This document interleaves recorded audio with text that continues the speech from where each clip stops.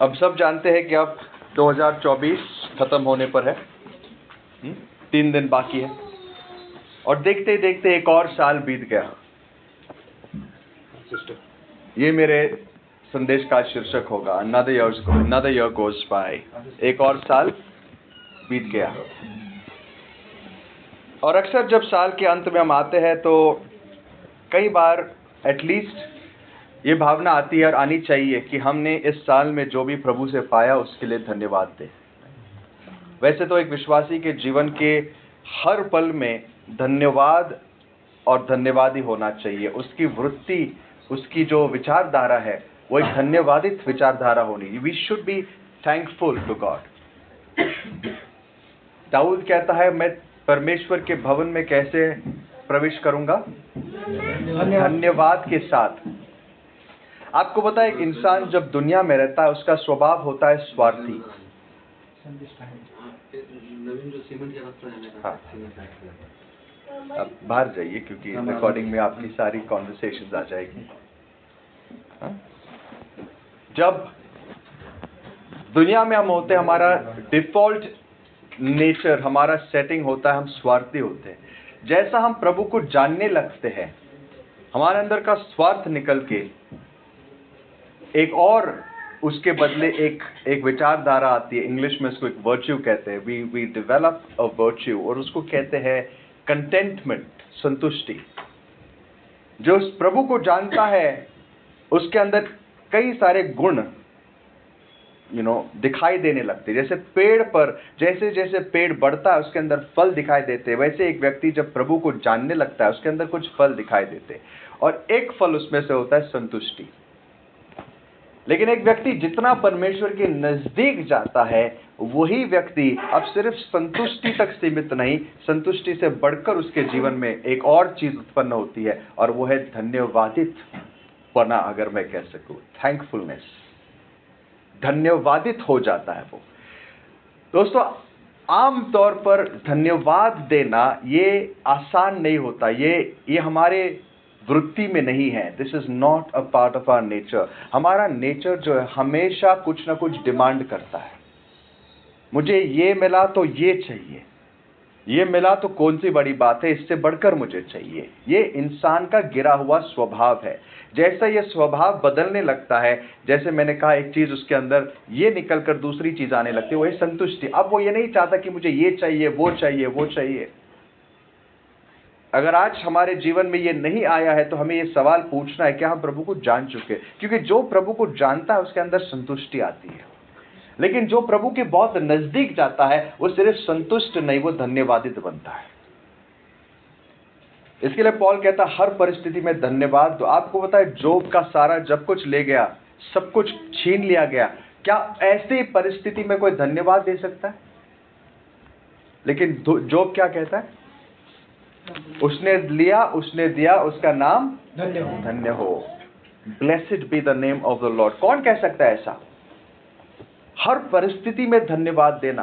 खैर, ये वही दे सकता है जिसको ये पता है कि प्रभु कौन है। जैसे कि जिसकी खुशी चीजों में होती है वो कभी संतुष्ट नहीं हो सकता, क्योंकि आज एक चीज मिल गई, उसकी खुशी कुछ समय तक रहती है, उसके आगे वो खुशी चली जाती है, उसको और चाहिए। आज हमें गाड़ी मिली तो धन्यवादित है, कल उस गाड़ी से हम बोर हो जाएंगे, हमें और कुछ चाहिए। फोन मिल गया तो आज थोड़ी समय की खुशी रहती है, उसके बाद क्या होगा? चली जाती है। और बेहतर, इसी चक्कर में इंसान अपनी पूरी जिंदगी बिता देता है। लेकिन जिसने प्रभु को जान लिया उसे और कुछ नहीं चाहिए। जिसने प्रभु को पहचाना उसे कुछ नहीं चाहिए। वो इसी बात से संतुष्ट और खुश रहता है, आनंदित रहता है कि मुझे प्रभु मिल गया। I found the Lord. हमने लास्ट टाइम हबाकुक के विषय पढ़ा था। क्या कहा उसने? अगर मेरी बारियां, क्या बोलते हैं उसको, मेरी जैतून के पेड़ अगर फल न दे, मेरे दाख की बारियों में अगर दाख न लगे, या क्या बोलते हैं उसको, उपज न आए, ग्रेप्स न लगे, और मेरे जो शेड में वहां पर कोई भी जानवर बचे नहीं, मतलब मेरी सारी संपत्ति चली गई और सब कुछ चला गया, तो भी मैं आनंदित रहूंगा, मेरे प्रभु में मैं आनंदित रहूंगा। I will rejoice in the Lord my saviour. मेरे परमेश्वर में मैं आनंद करूंगा। ये उस व्यक्ति की विचारधारा और उसकी गवाही होती है जिसने प्रभु को बहुत नजदीक से जाना है। सो धन्यवाद देना ये सिर्फ एक ड्यूटी नहीं है, ये एक रिएक्शन होता है, एक फल है एक ऐसे जीवन का जो प्रभु के बहुत नजदीक आ गया। खैर, बट उसके पहले एटलीस्ट कॉन्शियसली हमें कोशिश तो करनी है। आपको पता है बाइबल क्या कहती है? पहला क्रॉनिकल्स, पहला इतिहास, उसका 30 अध्याय और 14 वचन। पहला इतिहास 29 अध्याय 29 और उसका 14 वचन पढ़िए भाई। फर्स्ट क्रॉनिकल्स चैप्टर 29 वर्स 14 पढ़िए हिंदी में, किसके पास है? 14 ना। मैं क्या हूँ और मेरी प्रजा क्या है कि हमको इस रीति से अपनी इच्छा से तुझे भेंट देने की शक्ति मिले। तुझी से तो सब कुछ मिलता है और हमने तेरे हाथ से पाकर तुझे दिया है। जब परमेश्वर के लोग भेंट चढ़ा रहे थे, परमेश्वर के लोग भेंट चढ़ा रहे थे मंदिर के लिए, दाऊद क्या प्रार्थना करता है? प्रभु हम कौन हैं? सारे ला रहे थे अपनी अपनी भेंट ताकि मंदिर बन सके। दाऊद कहता है प्रभु हम कौन है और हमने क्या पाया है जो तुझसे हमें नहीं मिला? ये सारी बातें क्या है? तुझी से हमें मिली है और हमने बस तूने जो दिया है उसमें से कुछ वापस तुझे दे रहे हैं। एटलीस्ट यहां से हमारी सोच शुरू होनी चाहिए। तो इस पिछले साल 2024 में आइए एटलीस्ट इन चीजों के बारे में सोचे जो प्रभु ने हमें दी। सब कुछ तो उसने दिया है कि नहीं? तो उसके लिए हम कितने धन्यवादित होने चाहिए। क्या आज आप धन्यवादित हो कि आप जीवित हैं? आप अच्छी सेहत में हैं रिलेटिवली, कहीं अस्पताल में मृत्यु और जीवन के बीच लड़ नहीं रहे हो। आप धन्यवादित है। आप बैठे हुए हर एक व्यक्ति के पास सर के ऊपर एक छत है, कईयों के पास बहुत अच्छा छत है। आज ऐसे एक घर में आए हैं जहां पर परमेश्वर ने यह भी अनुग्रह भाई के जीवन में, परिवार में दिया है। क्या आप आनंदित हो एक परिवार के लिए जिसमें आप रहते हो? आपको पता है अकेला होना कितनी एक क्या कहते हैं, एक दुर्भाग्यपूर्ण, एक कठिन स्थिति होती है। बाइबल कहता है जब हम परमेश्वर के पास आते हैं, वो जो लोनली है, अकेले है, उनको परिवारों में लाता है, उनको परिवार देता है।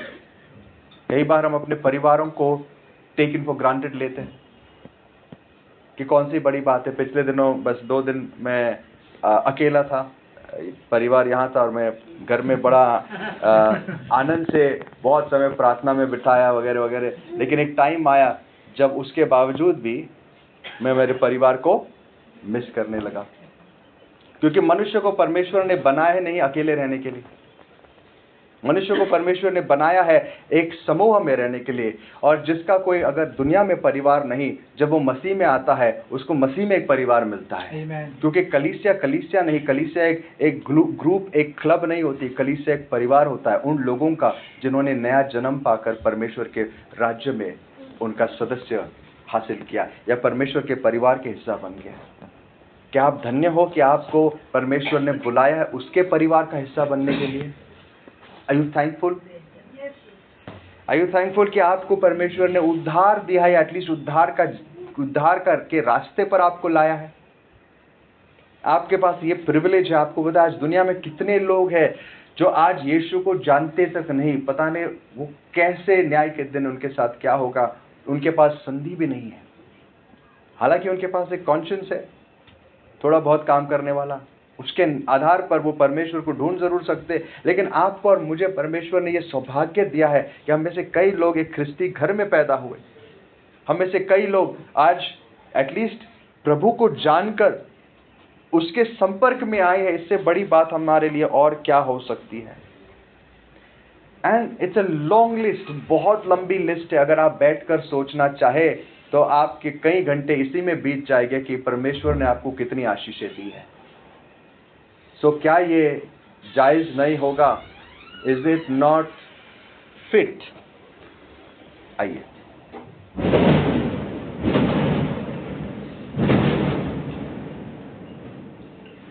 बैठे, यहाँ पर है जगह जगह। क्या ये जायज नहीं कि हम इन चीजों के लिए परमेश्वर को धन्यवाद दें? Is it not fit? हमें से कितने लोग जब सुबह उठते हैं हमारे मन में ये सोच भी आती है कि आइए आज परमेश्वर को धन्यवाद दें।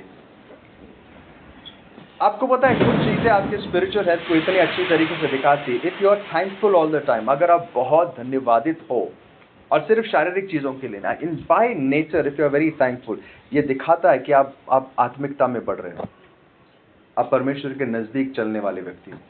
If you are just thankful, आपके पास कुछ हो ना हो, आप धन्यवादित हो, ये एक लक्षण है कि आपका आत्मिक जीवन अच्छा चल रहा है।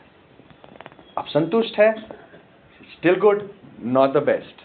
संतुष्टि अपने आप में बहुत बड़ी चीज है, जो 99% लोगों में नहीं होती, ख्रिस्तियों में भी नहीं होती। लेकिन संतुष्टि से बढ़कर एक और वर्च्यू होता है, और उसको कहते हैं थैंकफुलनेस, ग्रैटिट्यूड।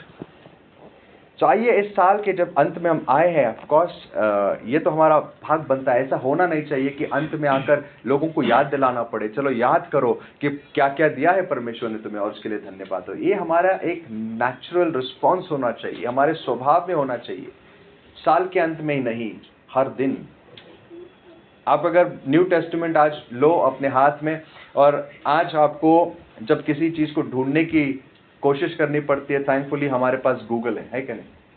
पुराने समय में जब लोगों को वचन ढूंढने पड़ते थे तो क्या करने पड़ते थे, शुरुआत से लेकर अंत पढ़ना पड़ता था और नोट करने पड़ते थे, और वर्सेस और चैप्टर्स भी नहीं होते। सोचो कितनी दिक्कत है, फिर भी लोग इतने प्रयास करते थे। आज आपके पास गूगल है, तो घर में जाओ, गूगल करो, न्यू टेस्टामेंट में परमेश्वर ने कितनी बार हमें धन्यवाद देने के लिए कहा, only in the New Testament. आप हैरान हो जाओगे।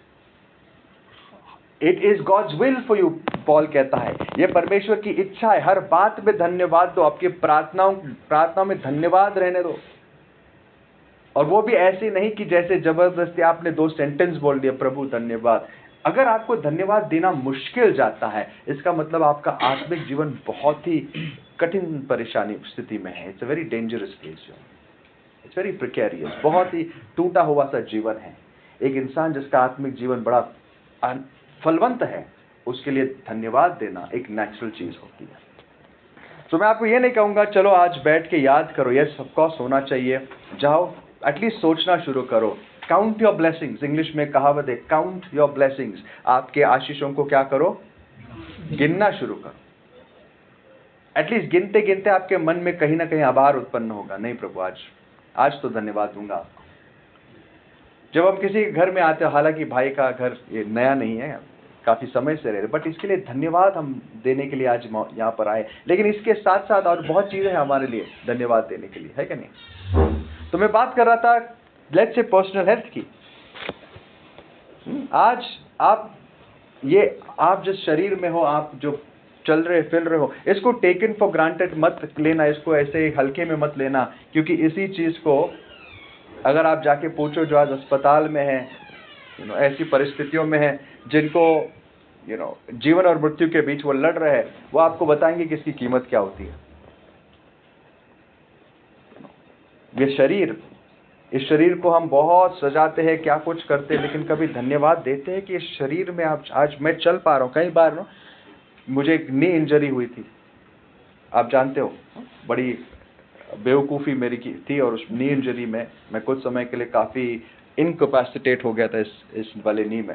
और आज भी मुझे इस घुटने में दर्द होता है, और मैं कई बार प्रार्थना करता हूँ, प्रभु, कई लोगों को मैं देखता हूँ, बुजुर्ग लोगों को देखता हूँ कि वो चल नहीं पाते, उनको उठाकर लाना पड़ता है। मेरी एक ही प्रार्थना है, प्रभु मेरे आखिरी दम तक मुझे खड़े होकर प्रचार करना है। मुझे मेरे घुटनों को ऐसे मत होने दे कि कोई मुझे उठाने पाए। मैं आज बहुत धन्यवाद देता हूँ, ये ठीक है, दर्द होता है कई बार, लेकिन मेरे आखिरी दम तक मैं मेरे पैरों पर खड़े रहना चाहता हूँ, ताकि मैं तेरी सेवा कर सकूं। ये मेरी प्रार्थना है। धन्यवाद दो, उसका विचार करो, ये कितना इंपॉर्टेंट है।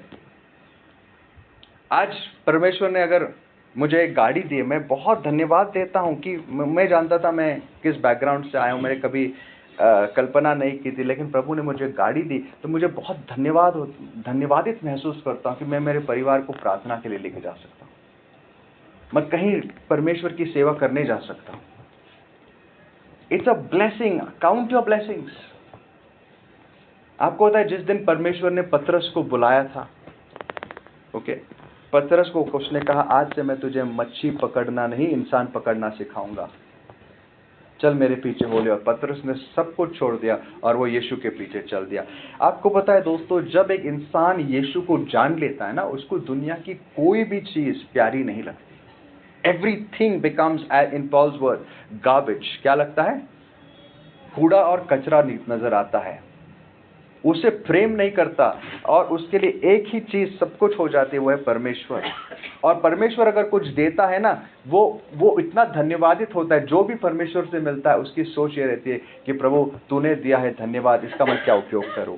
और आइए आप इस दूसरे हिस्से में जाते हैं। एक, जो परमेश्वर से हमें जो मिला है उसके लिए धन्यवाद देना। लेकिन कभी सोचा है कि जो मिला है वो क्यों मिला है?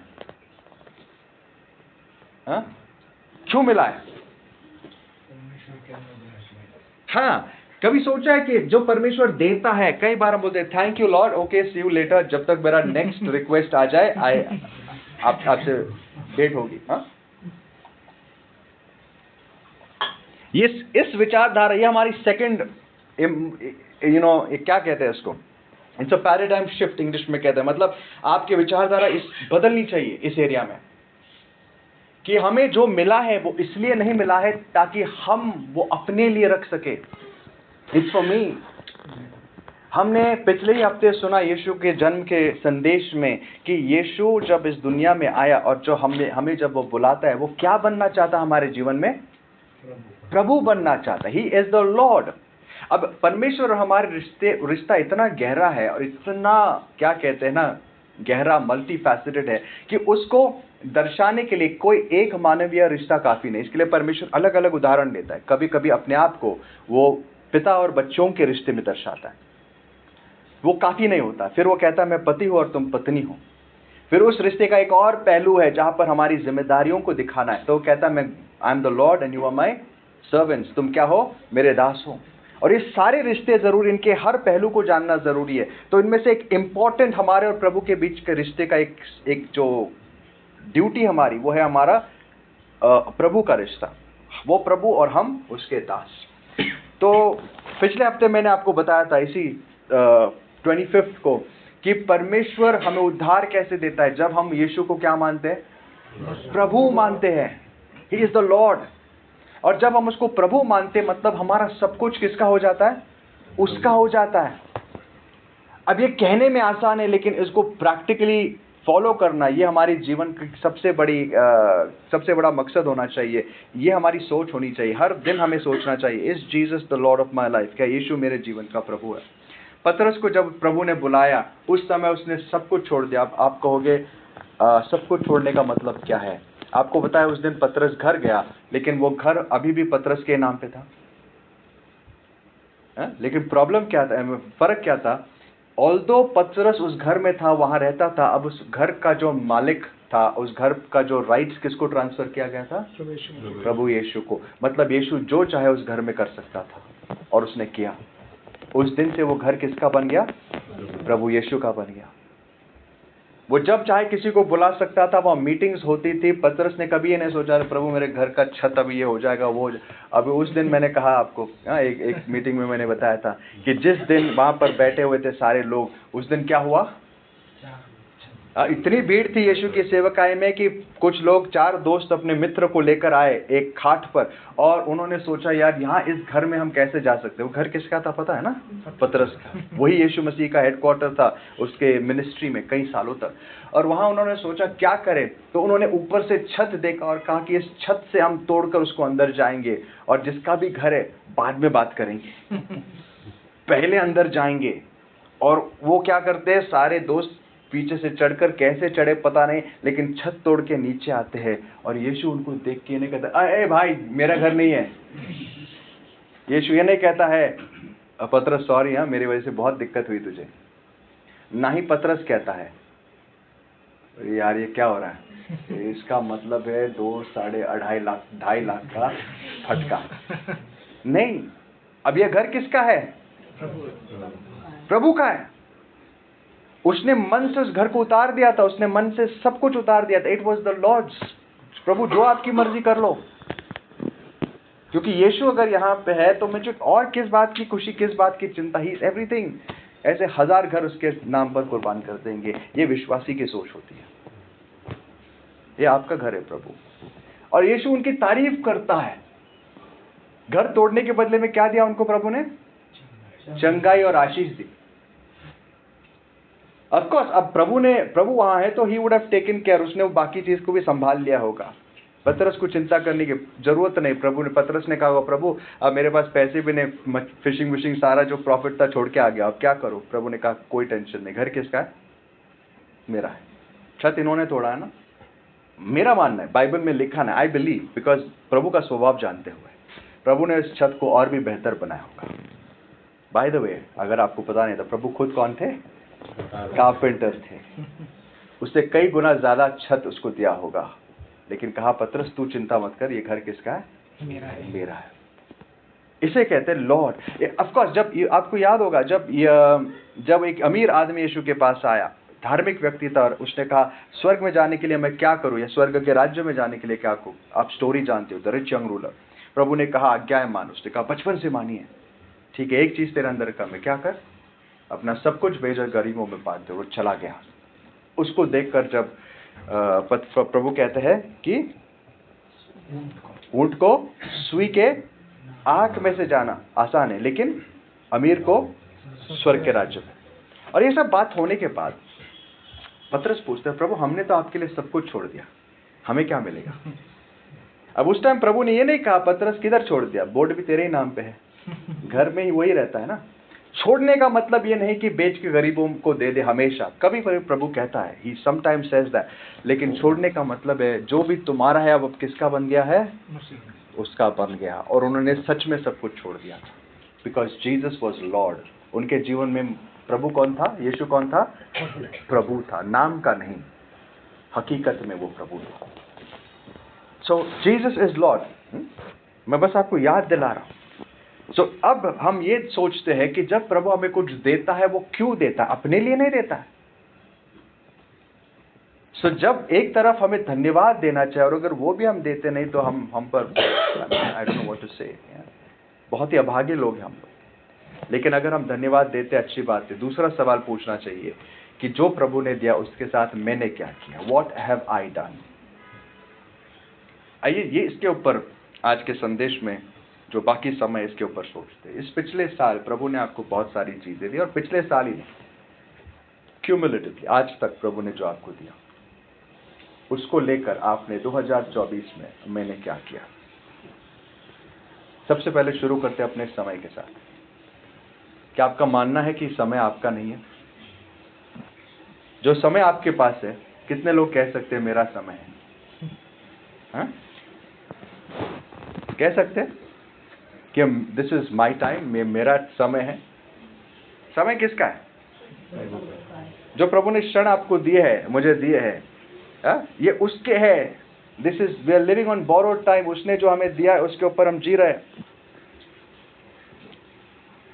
पहला कोरिन्थियों 4:7 पढ़िए पहले। पहला कोरिन्थियों 4:7।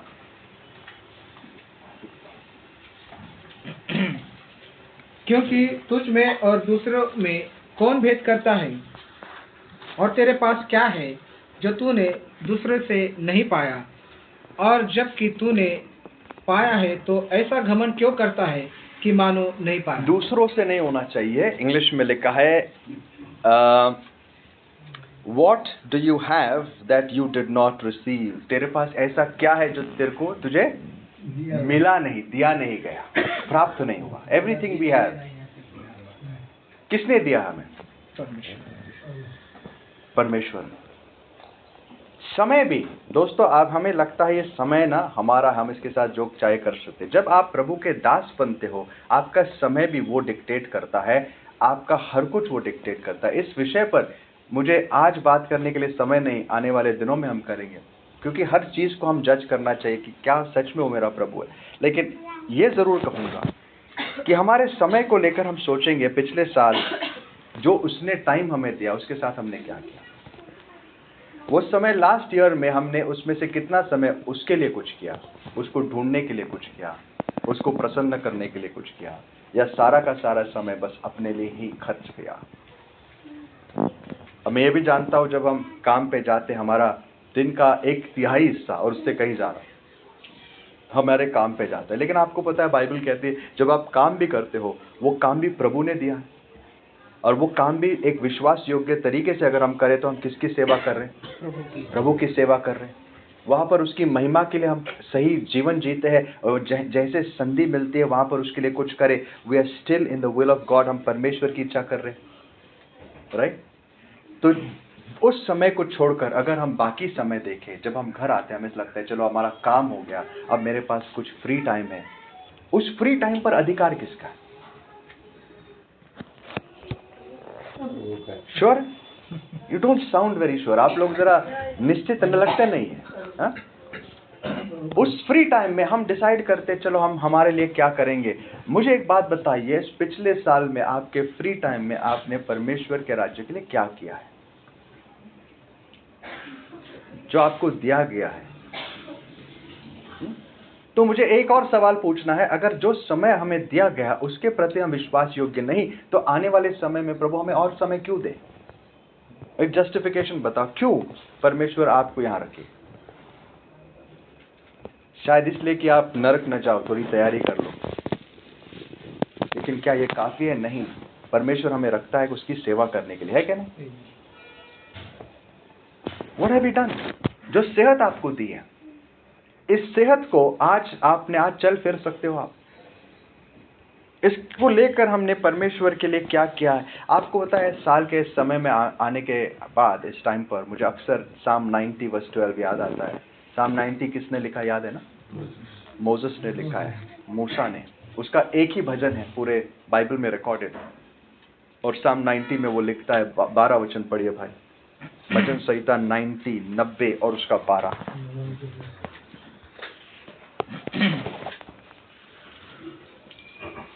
हमको अपने दिन गिनने की समझ दे कि हम बुद्धिमान हो जाएं।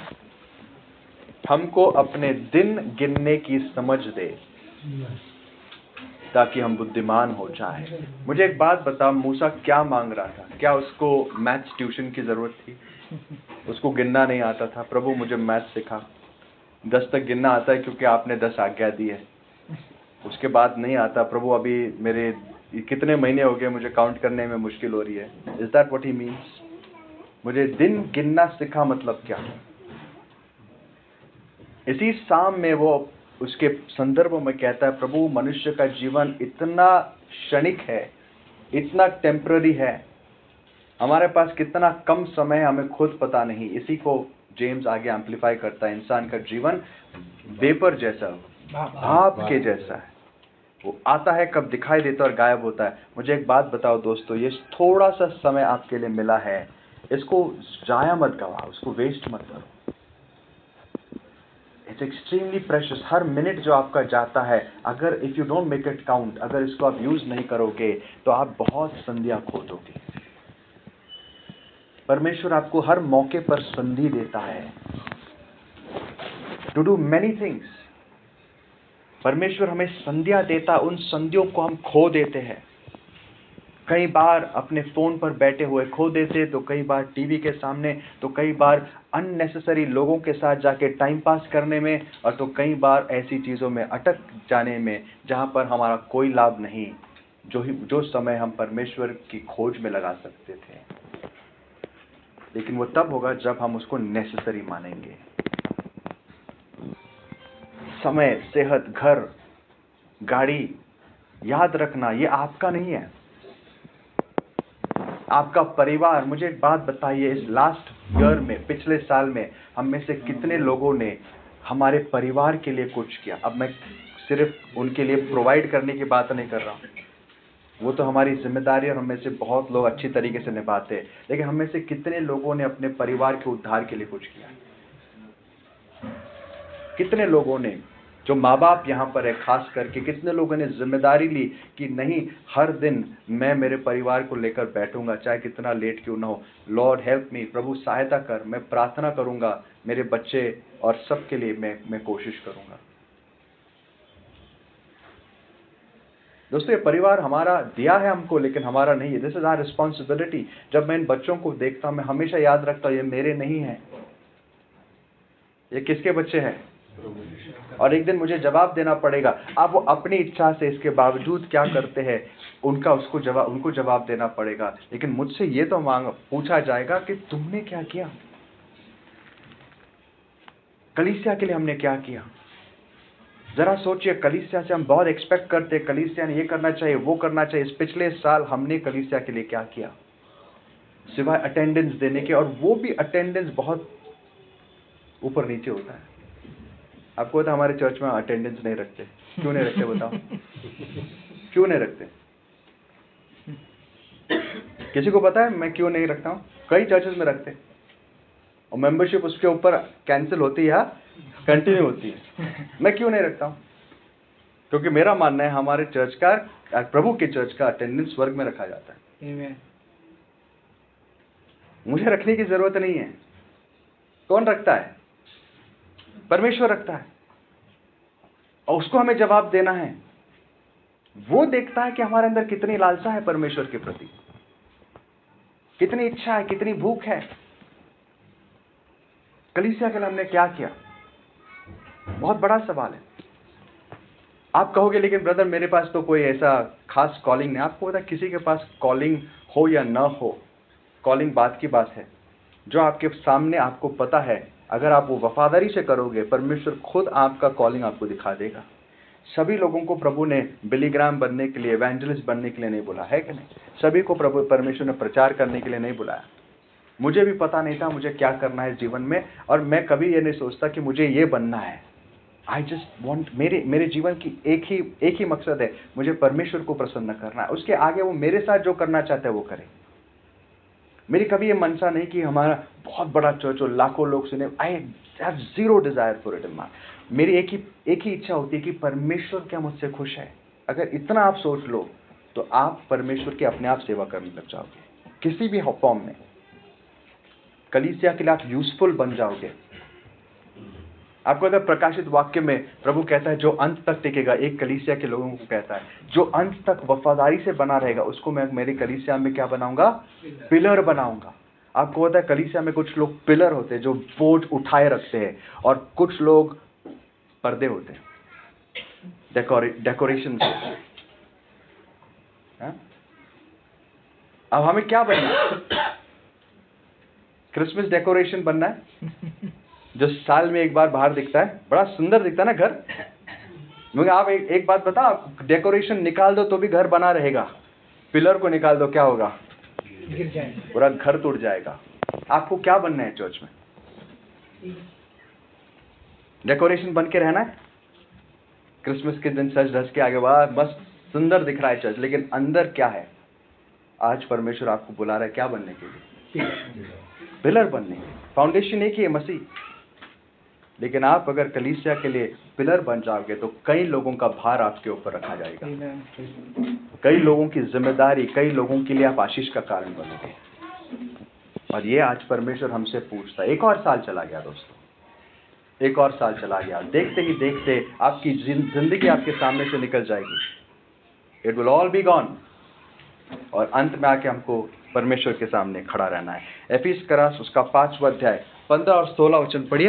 एफिस करास 5, 15 और 16।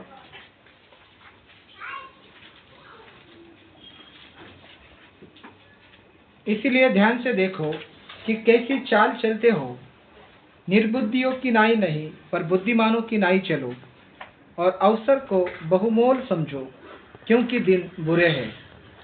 बुद्धिमान बनो। वही मूसा ने मांगा था ना, प्रभु मुझे मेरे दिन गिनना सिखा। देखो मूसा परमेश्वर के इतने नजदीक था, उसने क्या कुछ नहीं किया था परमेश्वर के लिए, लेकिन वो फिर भी वो मांगता है प्रभु मुझे मेरे दिन गिनना सिखा। अर्थात मुझे दिखा कि मेरा टाइम कैसे यूज करूं, मेरी बाकी जिंदगी में मैं आपके लिए क्या कर सकूं ताकि मैं बुद्धिमान बनूं। एक बुद्धिमान व्यक्ति ये प्रश्न पूछता है, वो पूछता है कि मैं परमेश्वर के लिए क्या करूं, मेरे दिन कैसे बिताऊं प्रभु। मेरी उम्र आज 30-40 साल बन गई, आज तक मैंने आपके लिए कोई ऐसी सिग्निफिकेंट चीज नहीं की। इसके आगे की मेरी जिंदगी ऐसे जाने मत देना प्रभु, कि मैं बस मेरे लिए, मेरे सुख विलास के लिए और मेरी अभिलाषाओं के लिए जीना सीखो और ऐसी ही जिंदगी चली जाए और वही खालीपन मेरे जीवन में बना रहे। हाँ? दुनिया का साइकिल कैसे होता है? जब वो बालक होते हैं तो पढ़ाई का टेंशन, पढ़ाई के बाद फिर उसके बाद नौकरी ढूंढने का टेंशन, नौकरी ढूंढने की कैसी वैसी मिल गई, हाँ?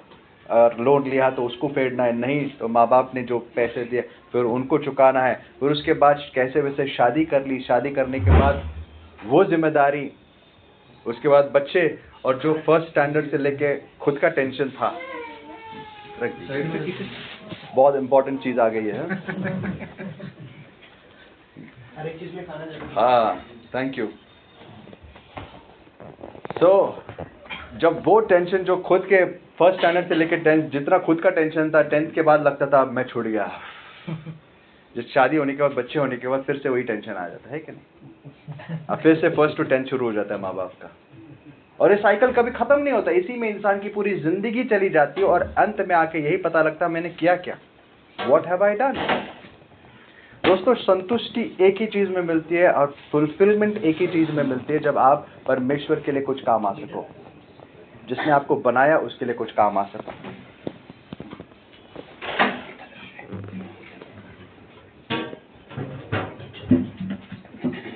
आइए, ओके, दरवाजा लगा लो। अब कंसंट्रेट करना थोड़ा और मुश्किल हो जाएगा, तो कोशिश कीजिए। थोड़ा सा समय है, उसके बाद हम अपने पेट की सेवा में लग जाएंगे, ठीक है? लेकिन तब तक जरा सोचिए कि एक इंसान जो है ऐसी साइकिल में चलता है, लेकिन संतुष्टि या फुलफिलमेंट उसी इंसान को मिलता है जो अपने जीवन के अंत में आके पॉल जैसे कह सके, ये प्रभु तूने जो काम मुझे दिया था, जो दौड़ तूने मेरे लिए रखी थी, मैंने पूरी की। I have accomplished it Lord. हमारे प्रभु के चरणों में चल के हम कह सके इट इज फिनिश्ड। प्रभु तूने जो काम मुझे दिया वो मैंने पूरा किया।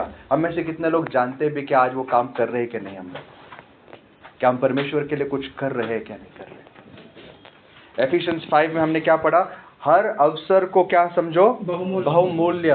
That's a good translation by the way. Hindi में अवसर है, ओके, रिडीमिंग द टाइम कई इंग्लिश ट्रांसलेशन में, लेकिन अपॉर्चुनिटी, अवसर, ये एक्चुअल सही ट्रांसलेशन है। अपॉर्चुनिटी मतलब संधि। कई संधियां परमेश्वर हमारे जीवन में लाता। हम कहते हैं हमारे जीवन में भरपूरता, बढ़ोतरी नहीं होती। क्यों नहीं होती? क्योंकि हम संधियों को नहीं जानते। कुछ संधियां मैं आपको बोलता हूं। पिछले साल में एटलीस्ट, मेरा यहां पर ऑन द स्पॉट कैलकुलेट करना मुश्किल होगा, एटलीस्ट 49 संधि सबको दी थी परमेश्वर ने। 49। सैटरडे शाम की प्रार्थना, सैटरडे इवनिंग मीटिंग्स, और कुछ नहीं तो क्या, एक संधि है। वो क्या करने के लिए? परमेश्वर के पास आने के लिए। कितने लोगों ने उस संधियों को अपनाया? और मैं बस एक एग्जांपल दे रहा हूं। संधि क्या होती है? हिंदी में वापस पढ़िए। हर अवसर को, और अवसर को बहुमूल्य समझो। बहुमूल्य समझो, उसको जाने मत देना। It's important. अवसर, आज अगर मेरे पास दिन के आधा घंटा मुझे फ्री मिलता है, you're blessed। उस आधे घंटे में बहुत कुछ कर सकते हो। उसको क्या मानो? बहुमूल्य। लेकिन हम क्या करते हो? संधि को क्या करते हैं? लेके फोन पे बिताते। कभी कैलकुलेट किया, दिन के अगर 2 घंटे हमने फोन पे बिताए, दिन के 2 घंटे, तो लिटरली एक पूरे साल में हमने 1 महीने के ऊपर बस फोन देखा। 1 महीना 12 में से फालतू की चीजें देखते हुए अपने बिताया। संधि को आपने गंवाई। कई संधि आई आपके पास। How many opportunities. और हम कहते हैं कि नहीं, फिर परमेश्वर और हमारा संपर्क नहीं होता, बहुत दूर है प्रभु। होगा, क्योंकि हर बार जब वो आपको संधियां देता है आप उसे तुच्छ मानते हो। धन्य है वो जब वो संधि देता है, उसको क्या मानते हैं? बहुमूल्य मानते हैं। दे वैल्यू अपॉर्चुनिटीज। मैंने आपको कहा दोस्तों, जब तक इस शरीर में जान है, इन नथनों में सांस है, तो आपको संधि है उसको खोजने की। एक टाइम आएगा जब ये भी आपसे छीना जाएगा, आपको कुछ नहीं मिलेगा। प्रार्थना करेंगे कि 2025 अलग हो, हमारी ओर से और कोशिशें और प्रयास हो इसी के आगे क्या लिखा है, वेरी इंपॉर्टेंट, हम ये जानते हैं कि एक व्यक्ति को यीशु मसीह के सामर्थ्य के बिना, पवित्र आत्मा के बिना कुछ नहीं कर सकता। सच बात है। पवित्र आत्मा पाना एक बात होता है, उसके अभिषेक में बना रहना एक और बात होती है। उसके अभिषेक से हम काम करते हैं, लेकिन वो अभिषेक मिलता कैसे? इसी एफिशिएंस 5 में पॉल उसके बारे में कुछ चीजें, एटलीस्ट 3 चीजें बताता है। देयर आर मोर, बट क्योंकि पॉल ने सोचा ये बहुत जरूरी है, बेसिक है, ही डिस्कस्ड है। आइए पढ़ते उसको, आगे पढ़िए। इस कारण निर्बुद्धि न हो, पर ध्यान से समझो कि प्रभु की इच्छा क्या है। प्रभु की इच्छा क्या है, इसके बारे में सोचो। आगे, और दाखरस से मतवाले न बनो, क्योंकि इससे लुचपन होता है, और आत्मा से परिपूर्ण होते यहाँ पर जाओ। रुकते, यहाँ पर एक कॉन्ट्रास्ट पॉल क्या करता है, आत्मा से मतवाले मत हो लेकिन दाखरस से मतवाले मत बनो लेकिन आत्मा से भरते रहो। क्यों ये कॉन्ट्रास्ट है? क्योंकि ऑल्दो अल्कोहल एक बुरी चीज है, बाय द वे अल्कोहल, शराब प्रभु ने बनाई है, आपको पता है ना, शैतान ने नहीं बनाई। इसके कुछ लिमिटेड अच्छे यूसेस हैं। जैसे पुराने नियम में कहा गया है कि अगर कोई दुखी है, कोई दर्द में है, अल्कोहल काम आता है। Alcohol is a good pain killer. आज भी दवाइयों में कई बार पेन किलर दिया जाता है कि नहीं? आज इसकी लिमिटेड यूसेस है। फर्स्ट सेंचुरी में हर घर हर शाम टेबल पर अल्कोहल होता था, लेकिन कैसा वाला? पानी 3 कप 3 हिस्से में, और उसमें 1/4 वाइन डालते थे। किसके लिए पता है? पानी को डिसइंफेक्ट करने के लिए, क्योंकि उस समय पानी हमारे ऐसे फिल्टर में से नहीं आता था ना। लेकिन उस शराब से नशा नहीं होता था। ओके, तो एक यूज था उसके लिए, प्रैक्टिकल यूसेज है। हर चीज का एक मेडिसिनल यूज है, लेकिन जब उसको अब्यूज किया जाता है गलत होता है। तो अल्कोहल का एक इम्पैक्ट क्या होता है, शराब का एक प्रभाव क्या होता है लोगों पर, कि लोगों में अजीब सा उत्साह आ जाता है, अजीब सी एक ताकत आती है, बोल्डनेस आता है। जो इंसान कभी बात नहीं करता, नहीं क्या, मुंह बंद रहेगा हमेशा, जब शराब पीने के बाद क्या होता है, खुल जाता है, अचानक से एकदम जोश। तो प्रभु कहता है ऑलरेडी ये सारे इम्पैक्ट जो है ना, in a sense there are some positives, लेकिन इसे ढूंढने के लिए, प्राप्त करने के, शराब के पास मत जाओ। वो जोश, वो सामर्थ्य पाने के लिए एक और अच्छा तरीका है। वो प्राप्त करने के लिए, वो हिम्मत प्राप्त करने के लिए, उत्साह काम करने के लिए एक और तरीका है, पवित्र आत्मा का अभिषेक। शराब से मतवाले मत हो। तुम जो आनंद शराब में ढूंढते हो, वहां मत ढूंढो। कहां ढूंढो? पवित्र आत्मा में। Be filled with the spirit. आत्मा से भरते रहो। आत्मा से भरते रहना ये एक समय की बात नहीं। आत्मा से भरना it is a continuous process. हर दिन आपको आत्मा से भरना है, और तब आप प्रार्थना करोगे। आपको पता है, एक व्यक्ति की प्रार्थना जब आत्मा से नहीं होती और नहीं होती, जमीन आसमान का फर्क होता है। जब आप आत्मा से भर के प्रार्थना करते हो, एक बहुत अलग लेवल की प्रार्थना होती है, और नॉर्मली जब आप करते हो, बड़ी सूखी सी, बोरिंग सी हो जाती है। आप शब्द ढूंढते रहते हो। जब आप प्रचार करते हो, you can preach with intellect. आप सोच समझ के आ सकते हो, या आप प्रभु की आत्मा से। आई ऑलवेज सर्च, एटलीस्ट मैं कोशिश करता हूँ, प्रार्थना करता हूँ, प्रभु आपकी आत्मा से भर के मुझे चला। अब ये बातें कब होती है दोस्तों? जब आत्मा हमें हमारे अंदर कार्य करने लगता है। लेकिन आत्मा से कैसे भरे? अब पॉल हमें अंधेरे में नहीं रखता। आत्मा में भरने के लिए एटलीस्ट 3 चीजें कम से कम जो हमारी ओर से हो सकती है वो बताता है। आगे पढ़िए। और आपस में भजन और स्तुति गान और आपस में, यहां पर रुकते, आपस में कैसे? अकेले नहीं। आत्मा से भरने का एक पहला स्टेप क्या है? सिंपल स्टेप क्या है? आपस में मिलो, आपस में आओ, मतलब संगति करो। उसके बाद भजन, हाँ, और स्तुति गान और आत्मिक गीत गाया करो। हाँ, कैसे? और अपने अपने मन में प्रभु के सामने गाते और कीर्तन करते रहो। देखो, जब हम साथ आते हैं ना, जब गीत गाते, धन्यवाद भी देना, गीत भी मन से आने चाहिए। जब कलीसिया में जब आते हैं, वो हमारे लिए संधि है, to get another encounter with God. प्रभु से मिलने की एक संधि है। और वहां पर अगर हम सच्चे मन से आए, एक दूसरे से मिलकर साफ मन से गीत गाए, और आगे लिखा एक दूसरे से बातें करो, speaking to one another in psalms, hymns and spiritual song. एक दूसरे से बातें करें, जैसे अब मैं आपसे कर रहा हूं। लेकिन पुराने समय में बस ये एक कार्य नहीं, उसके बाद जब कई लोग बात करते थे, सबके अंदर आत्मा काम करने लगता था। और तब होता क्या है, ऐसी संगतियों में कई बार सारे लोग क्या हो जाते हैं, आत्मा से भर जाते हैं। It's an opportunity. इस संधि को क्या करो, बहुमूल्य मानो। साथ आना, गीत गाना, एक दूसरे से बात करना, और एक चीज, एक दूसरे के अधीन रहना। एक दूसरे के अधीन रहने का मतलब क्या है? इसका मतलब यह है कि हमेशा सेवा करने के लिए तैयार हो जाओ। जब हम कलीसिया इस मकसद से आते हैं कि मैं किसी का सर्वेंट हूं, मैं यहाँ आता हूं आपकी सेवा करने के लिए। ऑल्दो ऐसा लगता है मैं प्रचार कर रहा तो मैं कोई बड़ा हूं, नहीं, ये मेरी सेवा है। आज सेवा जो है अलग लेवल तक चली गई है, इसको बहुत अलग समझा जाता है। सेवक मतलब वो इंसान जिसके पीछे 4 बॉडीगार्ड हो गए। पुराने दिन में सेवक मतलब कौन होता था? वो सेवा कर रहा है, ये मेरी सेवा है आपके लिए। मैं घर से तैयार होके आता हूं, मैं बोझ लेके आता हूं, सुनता हूं, प्रभु आज मेरे जो भी सुनते ना वो कुछ पाके जाए, ये मेरी सेवा है।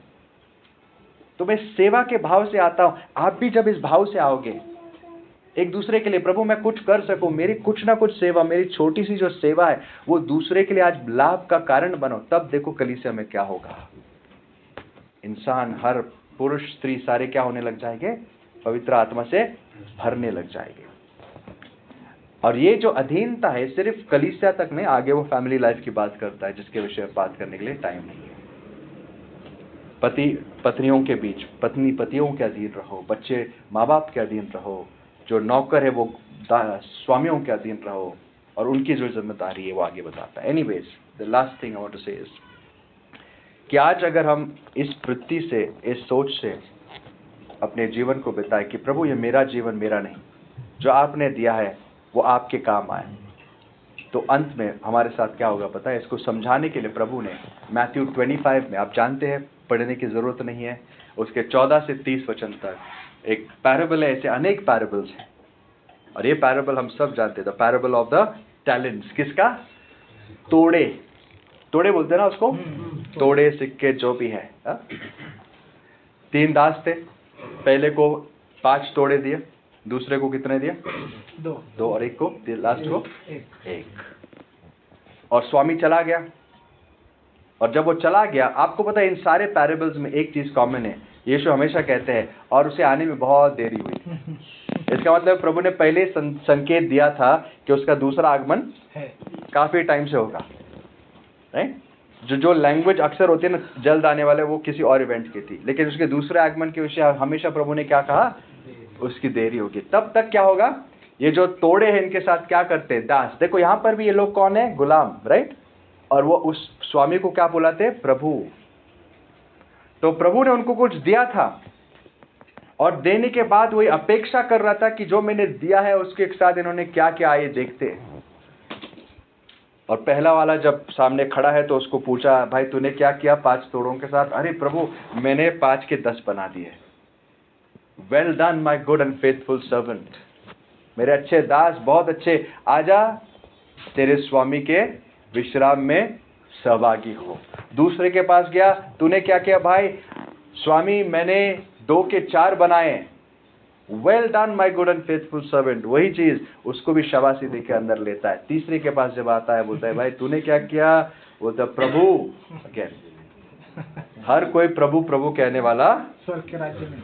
प्रभु मैं जानता हूं कि तू बहुत सख्त इंसान, मैं जानता हूं कि तू वहां पर काटता जा बोया नहीं।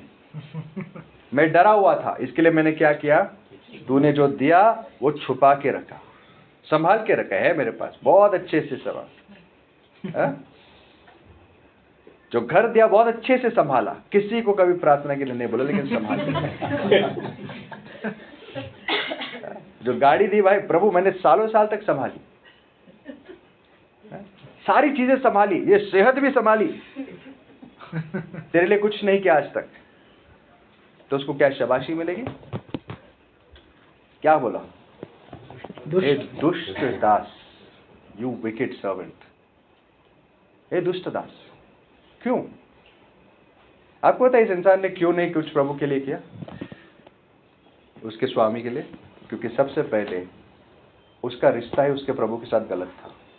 वो अपने प्रभु को ही नहीं जानता था। देखा, ही ऑलरेडी हैड अ प्रॉब्लम, एक रोड ब्लॉक था उसके जीवन में। क्या था वो ऑलरेडी अपने प्रभु के प्रति गलत विचारधारा थी उसकी। जो बाकी दो जो थे ना, वो प्रभु को जानते थे, उससे प्रेम करते थे, इसके लिए खुशी खुशी काम कर रहे थे। लेकिन ये डरा हुआ था। आज बहुत लोग यीशु को मानते तो यीशु हमारा ये, लेकिन उसके साथ कोई रिश्ता नहीं है। इसके लिए उसके लिए आप कुछ कर नहीं पाते, लोग कर नहीं पाते। अगर आपके यीशु के साथ एक अच्छा रिश्ता है तो ये नेचुरल हो जाता है, आपका जीवन यीशु के लिए ही सब कुछ होगा। तो उसने कहा, जो आपने दिया मैंने संभाल के रखा। तो उस स्वामी ने क्या कहा, हे दुष्ट दास, अगर एटलीस्ट तूने क्या किया होता, बैंक में डाल दिया होता। इसका एक एग्जांपल देता, तूने कुछ नहीं किया ना। जो कर रहा है चलो उसकी तो सेवा, हेल्प किया होता तूने, उसके लिए भी, उसके साथ तूने कुछ किया होता तो कुछ तो तुझे रिटर्न मिलता। बैंक क्या करते, बिजनेस करते ना, पैसे बढ़ाने का बिजनेस करते। तो इसने अगर बैंक को दिया होता तो कहीं ना कहीं थोड़ा बहुत तो वहां फायदा हुआ था।